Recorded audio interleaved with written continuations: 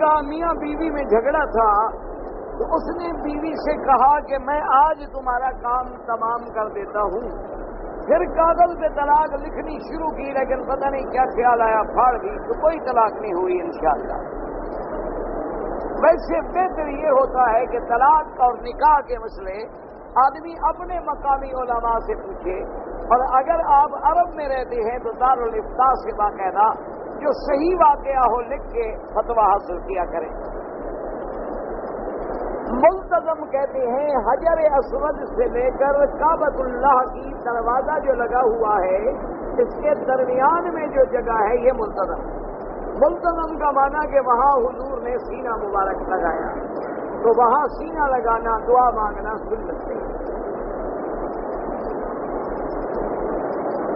جب حضور کی وفات ہوئی ہے تو آپ کی کتنی بیویاں تھیں؟ 9 بیویاں آپ کی تھیں. حضور صلی اللہ علیہ وسلم کے نکاح جو ہیں وہ تو 11 ہوئے ہیں، لیکن جب حضور کی وفات ہوئی ہے تو 9 بیویاں زندہ موجود تھیں. حضرت عائشہ رضی اللہ تعالی عنہا کا نکاح جو ہے وہ مدینہ منورہ میں ہوا، یعنی ہجرت رسول اللہ صلی اللہ علیہ وسلم کے بعد. اور کسی حدیث مبارک میں یہ لفظ میں نے نہیں پڑھا کہ وہ نکاح کس نے پڑھایا، لیکن اس زمانے میں یہ بات رواج تھا کہ خاندان کا ہی کوئی بڑا پڑھا دیتا تھا. یعنی اگر کوئی باپ ہے جیسے حضرت ابو بکر تو خود ماشاءاللہ بہت بڑے لوگ تھے، لیکن کسی روایت میں نہیں آیا. بار صورت نکاح آپ کا مدینہ منورہ میں ہوا.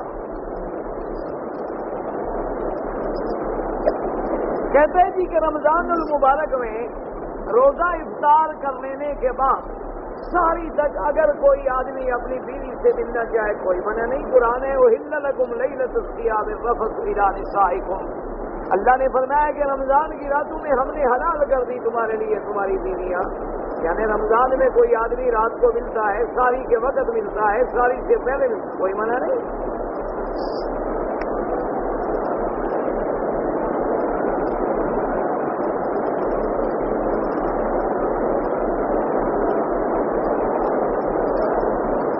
میں نے ایک گاڑی کی نوکری کرنی ہے لمزین میں. وہ یہ کہتی ہیں کہ 130 ریال لیں گے ہم گاڑی کے. جائز ہے، بالکل ٹھیک ہے، گاڑی جو تمہیں دے رہے ہیں، اور اگر تم نے ٹریفک کی غلطی کی تو جرمانہ تمہیں دینا ہوگا. سیدھی بات ہے، غلطی تم کرو اور جرمانہ مالک بھرے. یہ کیا مطلب ہوا؟ ابھی جو غلطی تم نے کی تو جرمانہ بھی تم کو دینا پڑے گا. اور وہ ہمیں کسی دن کا چھٹی بھی نہیں دیتے ہیں، تو گاڑی جو تمہارے پاس ہے چھٹی کیسے دیتے؟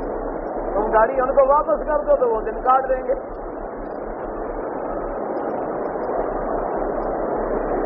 یہ بالکل شریعت میں جائز ہے. تمہیں یعنی فائدہ نظر نہیں آتا تو آپ نہ کریں، شریعت میں حرام نہیں.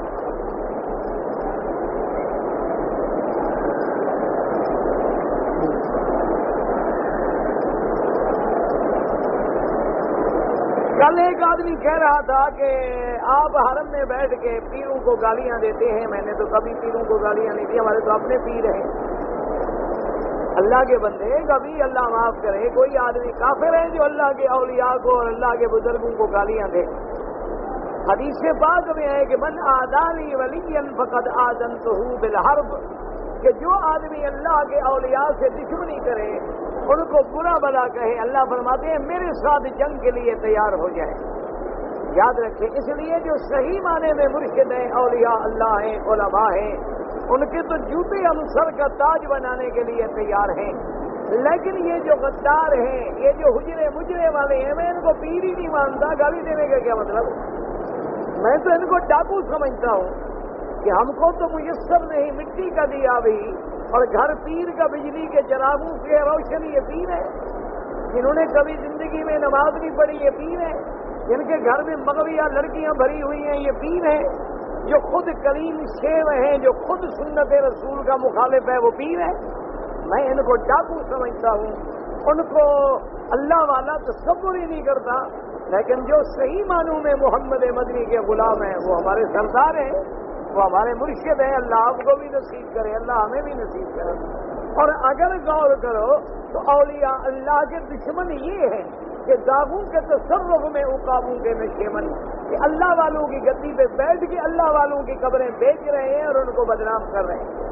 اصل دشمن تو وہ ہیں. انشاءاللہ جب قیامت ہوگی دیکھ لینا ان کی گردنیں ہوں گی اور اولیاء اللہ کے ہاتھ ہوں گے. کہ ہماری مزاروں پہ تو اسی لیے بیٹھے تھے کہ گانے گنواؤ, ہماری مزاروں پہ اسی لیے بیٹھے تھے کہ سرکسیں اور میلے لگواؤ, ہماری قبروں پہ اسی لیے بیٹھے تھے کہ تھیٹر وغیرہ منگوا کے رونق بناؤ, ہماری مزاروں پہ اس لیے بیٹھے تھے کہ لوگوں کو سجدے کرواؤ, لوگوں سے حلال حرام کے مال وصول کرو, لوگوں کی عورتوں کو جن نکالو مزاروں کے اوپر کھڑے ہو کر. یہ قیامت جب آئے گی انشاءاللہ تمہارے مدعی یہی اللہ کے اولیاء ہوں گے. داڑھی رکھنا جو ہے بہت بڑی فضیلت ہے, کیونکہ ہر پیغمبر کی داڑھی ہے. یہ سنت الانبیاء والمرسلین ہے, اور موجودہ زمانے میں داڑھی رکھنا جہاد ہے. کیونکہ آج تو داڑھی والے پر ہر آدمی اعتراض کرتا ہے, تو جب اس کو وہ برداشت کرتا ہے تو اللہ اس کے درجات کو بلند کر دیتے ہیں. اللہ تبارک و تعالیٰ اس کے درجات میں اضافہ کر دیتے ہیں کہ دنیا مذاق کرے لیکن وہ محمد مدنی کی سنت کو نہیں چھوڑا. دنیا اپنی بیویوں کو راضی کر رہی ہے, وہ محمد مدنی کو منا رہا ہے. دنیا ظاہری فیشن پہ مر رہی ہے اور وہ جنت کی شکل بنا رہا ہے. اس لیے داڑھی رکھنا جو ہے بہت بڑا ثواب ہے, اور نہ رکھنے والا جو ہے فاسق ہو جاتا ہے. منڈانے والا فاسق ہے, اس کو امامت بھی جائز نہیں, اذان بھی جائز نہیں. اللہ تبارک و تعالیٰ سے دعا کرو اللہ ہر مسلمان کے چہرے پہ نور سنت پیدا فرمائے. اللہ تبارک و تعالیٰ سب کو مردوں کی صف میں لے آئے, کیونکہ آپ کا یہ بھی آپ کو پتا ہونا چاہیے داڑھی نہ ہونا جو ہے یہ عورت کی علامت ہے. عورت کی داڑھی ہوتی ہے, کبھی دیکھی ہے آپ نے عورتوں کو؟ آپ کے ملک میں شاید ہو, ادھر تو نہیں ہے, ادھر نہیں ہوتی. اچھا آپ نے ہجڑے دیکھے ہیں, خسرے, وہ جو بچہ پیدا ہو نا روپیہ مانگنے آتے ہیں, ان کی داڑھی ہوتی ہے؟ داڑھی ہوتی ہی مرد کی ہے. جس کی داڑھی نہ ہو سمجھو نہ مرد ہے, وہ تو ہے ہی عورتوں کی لسٹ میں, اس کو مرد کہلانے کا حق ہی نہیں, پردہ کرنا چاہیے.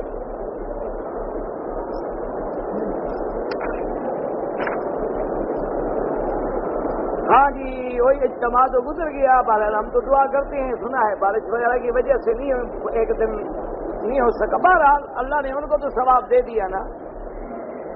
یہ جو ایران سے حجاج آتے ہیں یہ کس امام کے پیروکار ہیں, ان سے پوچھیں. ویسے ہم نے یہی سنا ہے کہ جعفر صادق کا نام لیتے ہیں, لیکن ان کی تو آج تک فقہ میں ہم نے کوئی کتاب ہی نہیں دیکھی. بہرحال اگر ان کی فقہ پر بھی چلیں تو اہلاً و سہلاً, وہ بھی تو تابع ہیں محمد رسول اللہ کے صلی اللہ علیہ وسلم.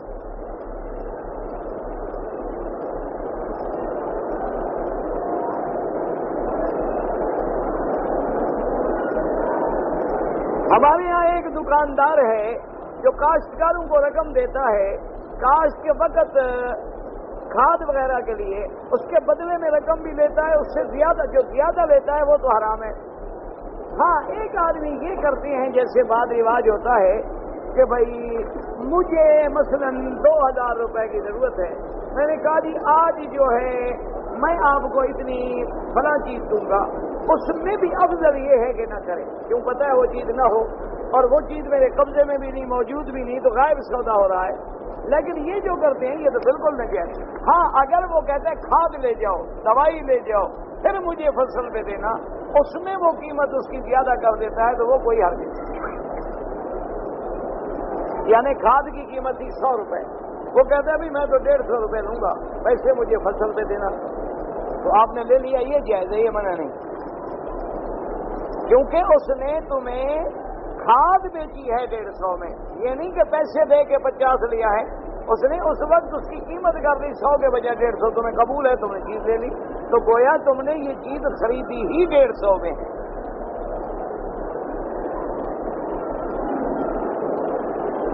اسلام میں خواب کیا سچا ہوتا ہے؟ بالکل سچا بھی ہوتا ہے, غلط بھی ہوتا ہے. اللہ کے نبی کا خواب تو یاد رکھو کبھی غلط نہیں ہوتا, انبیاء کا خواب تو ہمیشہ سچا ہوتا ہے, لیکن عام مسلمانوں کا خواب کبھی سچا ہوتا ہے, کبھی جھوٹا ہوتا ہے, کبھی رحمان کی طرف سے ہوتا ہے, کبھی شیطان کی طرف سے ہوتا ہے. اس لیے حضور نے فرمایا اگر کوئی خواب دیکھو اور ڈر جاؤ تو بائیں طرف 3 دفعہ تھوک دو اور لا حول ولا قوت الا باللہ العلی العظیم کہہ کے دوسری جانب لیٹ جاؤ، تمہیں کوئی نقصان نہیں ہوگا۔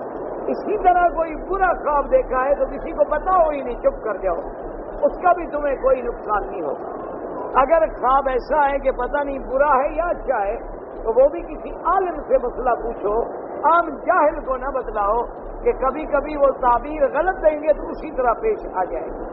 لیکن جب آپ کسی عالم سے، کسی اچھے آدمی سے رجوع کریں گے تو وہ خواب کی تعبیر اچھی دے گا، کیونکہ تعبیر دینے کا تعلق جو ہے یہ بھی بہت بڑا علم ہے اور بہت بڑا فن ہے، کیونکہ بعض اوقات ایک ہی چیز ہوتی ہے لیکن خدا کی شان ہے کہ تعبیر میں بدل جاتی ہے۔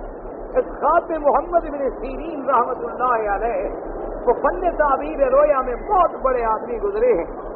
ان کے پاس ایک آدمی آیا، اس نے کہا جی میں نے خواب دیکھا ہے کہ میری چارپائی کے نیچے اتنا بڑا تھال جو ہے وہ آگ کے انگاروں کا بھرا ہوا ہے اور انگارے جل رہے ہیں۔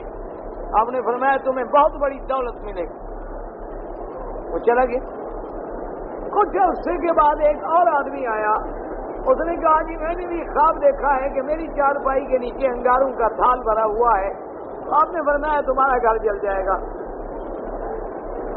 تو اب جو شاگرد تھے انہوں نے کہا حضرت عجیب بات ہے، ایک آدمی نے خواب دیکھا اس کو تو پیسے ملیں گے، اس بیچارے نے خواب دیکھا تو اس کا گھر جل جائے گا، اس سے غصہ تھا آپ کو کوئی؟ انہوں نے فرمایا غصہ نہیں تھا، جس کو پیسوں کی بات تھی اس نے سردیوں میں خواب دیکھا تھا، تو سردیوں میں آگ اللہ کی رحمت ہوتی ہے اور اس نے گرمی میں آگ دیکھی تھی جو عذاب کی نشانی ہے، اس لیے میں نے اس کو اس کے مطابق تعبیر دی تھی اور اس کو اس کے مطابق تعبیر دی۔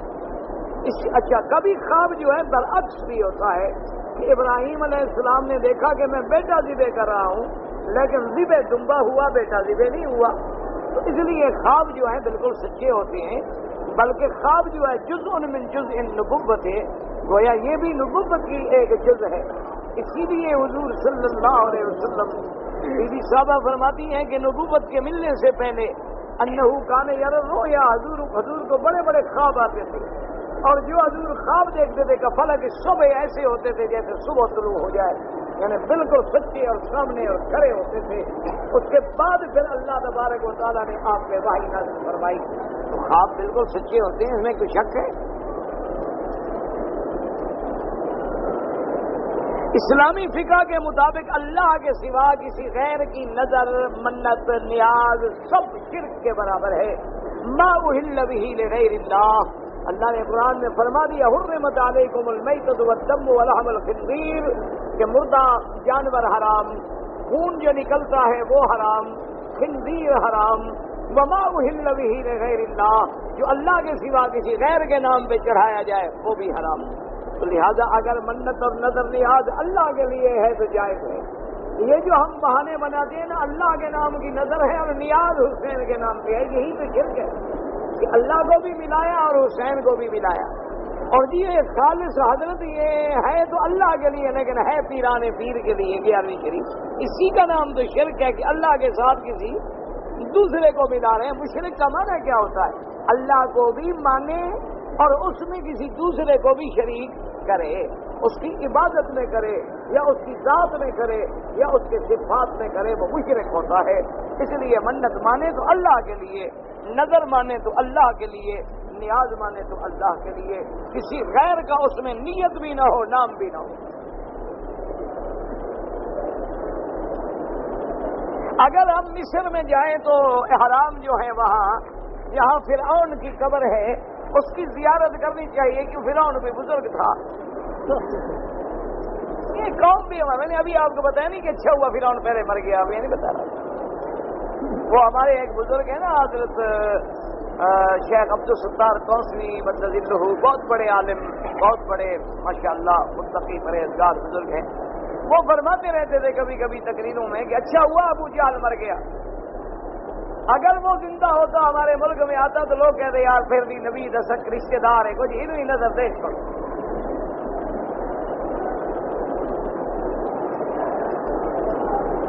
آج کل ہم سید کو اسی لیے دیتے ہیں نا آل رسول ہے، پتہ ہے کہ ابھی جا کے بھنگ پیے گا، پتہ ہوتا ہے کہ چرسی ہے، پتہ ہوتا ہے کہ اس نے جا کے ابھی پیسہ حرام کر رہے ہیں، اور جی آل رسول تے ہے نہ مڑ ہے تو نبی دی اولاد نا، پانی گندا بھی ہوئے تے اگ تے بج جاندی ہے۔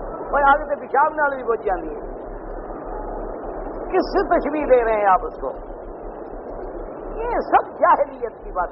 یاد رکھو جو حضور کی اولاد ہو کے نبی کی سنت پہ نہ چلے اس سے بڑا بھی کوئی عذاب کا مستحق ہے؟ اللہ نے قرآن میں فرمائے گا یا نساء النبی لستن کاحد من النساء، اے میرے مدنی محمد پاک کی بیویاں تم لوگوں کی طرح دوسری عورتوں کی طرح نہیں ہو، تم میرے نبی کی بیویاں ہو. تمہارے گھر میں میرا مدنی محمد ہے، تمہارے گھر میں قرآن اترتا ہے، تمہارے گھر میں بھائی آتی ہے. اگر تم نے غلطی کی تو دوسروں سے میں زیادہ سزا دوں گا. تو اگر آل رسول ہو کر، سید ہو کر، آل حسین ہو کر، آل حسن ہو کر، آل علی ہو کر، آل جعفر ہو کر بھی گناہ کرے وہ تو زیادہ سزا کا مستحق ہے. ہاں اگر وہ متبع حضور ہے تو پھر ہمارا سردار ہے. ہم نے تو وراثت بنا رکھی ہے نا جی. اور بابا فرعون کی زیارت کیا کرنی ہے؟ دفع کرو فرعون کو، اللہ کا عذاب ہوا اس پہ. عذاب والی جگہ جانا ہی نہیں چاہیے. اگر ظہر کی قضا نماز عصر کے بعد اگر میں پڑھوں، ویسے تو اصول یہ ہے کہ قضا ہو گئی جب یاد آئے پڑھ لوں. اگر پھر ہے تو پھر بہتری ہے کہ مغرب کے بعد یا عشاء کے بعد پڑھوں.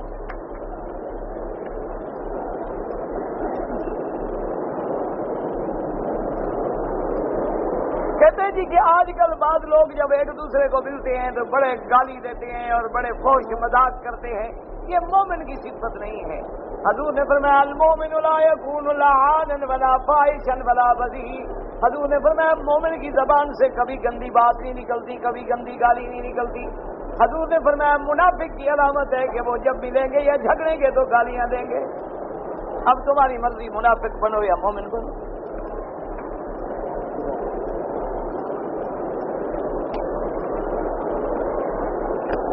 کہتا ہے کہ زمزم جو ہے اگر ہم حج پر آئیں یا عمرے پہ آئیں تو اس کا لے جانا جو ہے سنت ہے. حضور پاک اپنے صحابہ کو فرماتے تھے کہ بھی مکے جاؤ تو زمزم لے آنا ہمارے لیے. لیکن ہم تو گھڑیوں والے لوگ ہیں نا، ہم زمزم لے کے کیا کریں گے؟ آج کل کسی کو جا کے زمزم دے کے دیکھو، انشاءاللہ اسی وقت چہرے پہ 12 بج جائیں گے. گھڑی لے جاؤ البتہ کوئی اور اچھے سے اچھا ہدیہ تو وہی ہے VCR وغیرہ لے جاؤ تاکہ جب تک دیکھتا رہے تم پر بھی لعنت تو دیکھنے والے دونوں پر گناہ جاری رہے قیامت تک.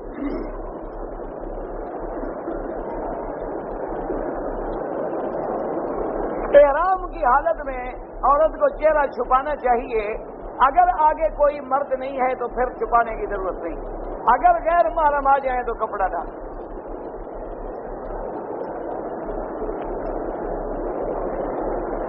قبر سے کیا مراد ہے؟ اگر آپ زمین میں دفن ہوئے تو وہ قبر ہے، پانی میں ڈوب گئے تو وہ قبر ہے. جہاں اللہ تمہیں لے جائے وہی تمہاری قبر ہے.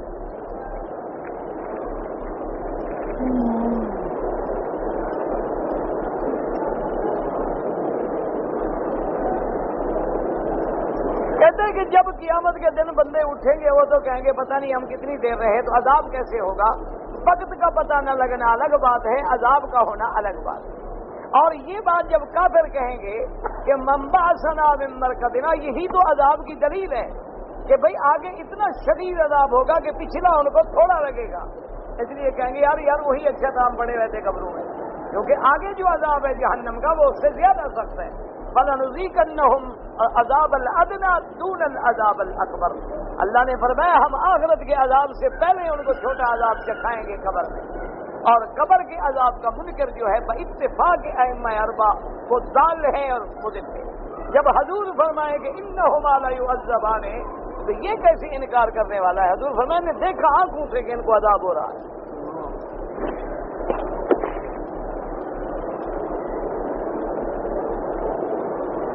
سورت یوسف میں ہے کہ یوسف علیہ السلام کے بھائیوں نے اپنے باپ کو سجدہ کیا. تم یوسف کا کلمہ پڑھتے ہو یا محمد رسول اللہ کا؟ اگر تم اب بھی یوسف علیہ السلام کا کلمہ پڑھتے ہو تو پھر سجدے کرو.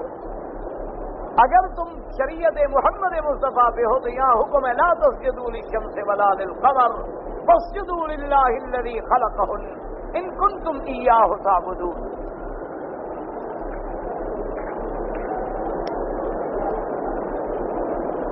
مدینہ منورہ سے اگر ہم آئیں بدر کے راستے میں تو بدر سے احرام باندھنے ٹھیک ہے عمرہ ہو جائے گا، لیکن افضل یہ ہے کہ ذل حلیفہ سے باندھے جہاں سے میرے آقا محمد مصطفیٰ نے باندھا، ورنہ بدر کے بعد آتا ہے ذل حلیفہ اپنا جحفہ رب، وہ بھی میقات ہے، لہذا تم نے پہلا میقات نہیں تو دوسرے سے تو پہلے احرام باندھ لیا ہے، تم دم سے تو بچ جاؤ گے، لیکن وہ جو مقام ثواب ہے اتباع سنت والا وہ تو نہیں ملے گا۔ حضور پاک کو بھی تو پتا تھا نا کہ بدر راستے میں آئے گا، لیکن میرا مدنی ذل حلیفہ سے احرام باندھ کے آئے، جسے آج بیر علی کہتے ہیں۔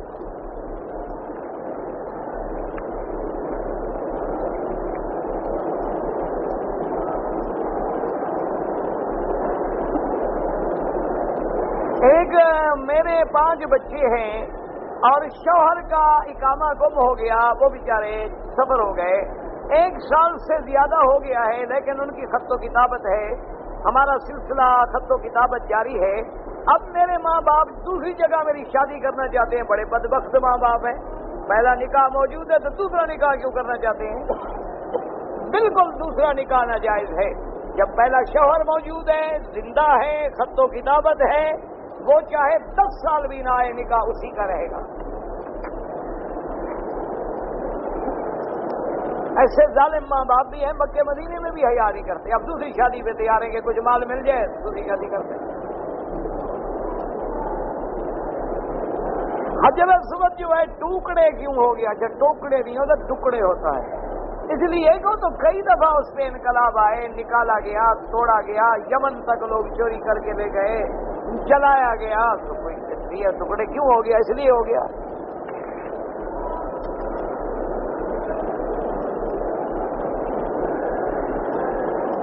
اگر زمزم کا پانی ضائع کرنا پڑے تو کوئی بات نہیں، زمین میں ڈال دیں، گٹر میں ڈال دیں، لیکن بہتر ہوتا ہے کہ اچھی جگہ ڈالیں۔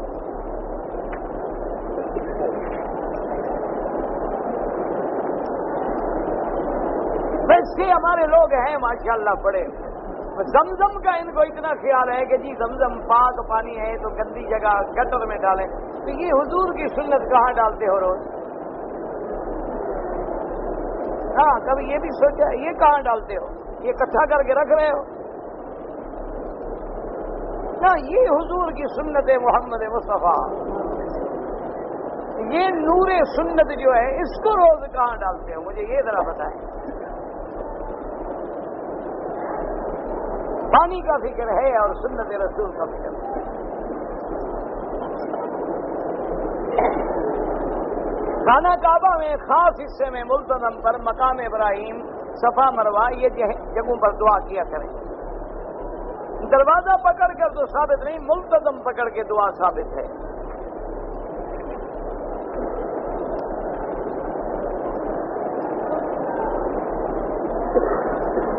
کہتے ہیں جی اکثر دینی محفلوں میں ہم سنتے ہیں کہ فلاں نے اچھا کام کیا تو اللہ نے جنت دیا، فلاں کو اللہ نے دوزخ دیا۔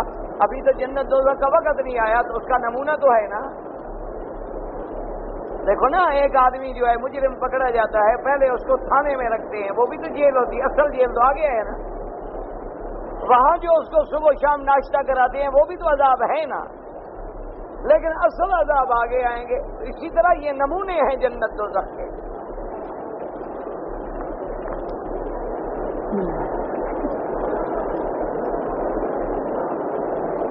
اگر ہم لوگ ڈیوٹی پہ ہیں اور ہمیں اجازت نہیں ملتی جمعہ کی تو پھر آپ ظہر پڑھیں گے، مجبور ہے۔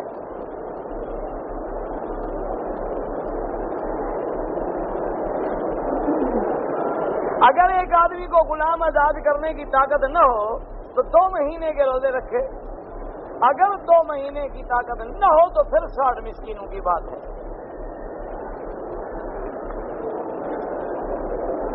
اگر ہم جدہ سے جائیں مدینہ منورہ اور مدینہ منورہ سے پھر جدے آ جائیں تو کوئی احرام ضروری نہیں، کیونکہ آپ تو حرم آ ہی نہیں رہے نا، آپ تو باہر سے گئے اور باہر جدہ چلے گئے۔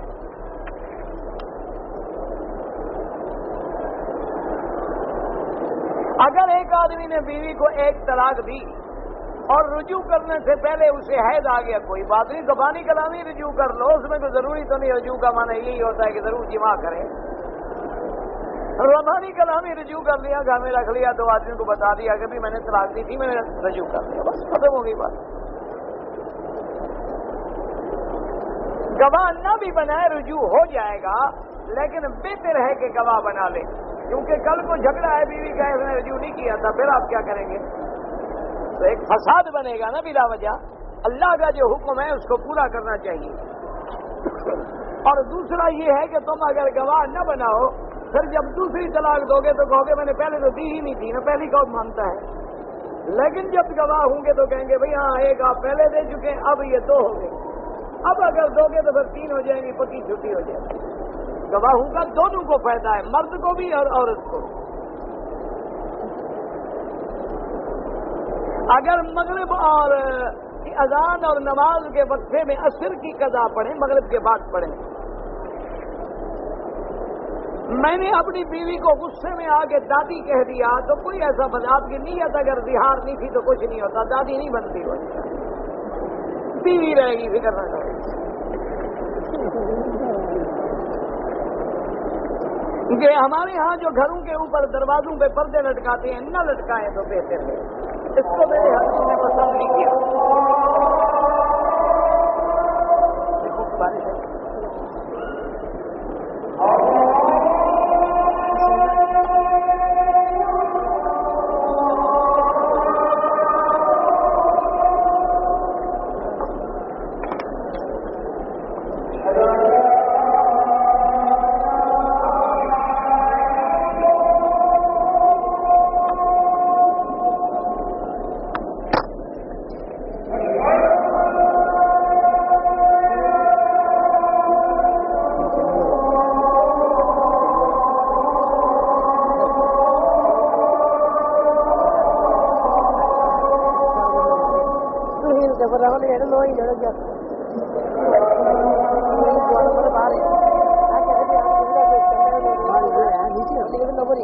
गिर गया था बस, आपने ऐसे दिया अभी नहीं है, ये बाकी नहीं है। देखो ना, ये 3 दफा गिर गया, हाथ में लेके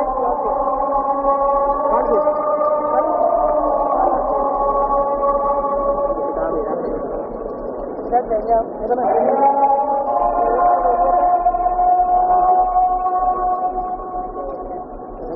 हमने दिया।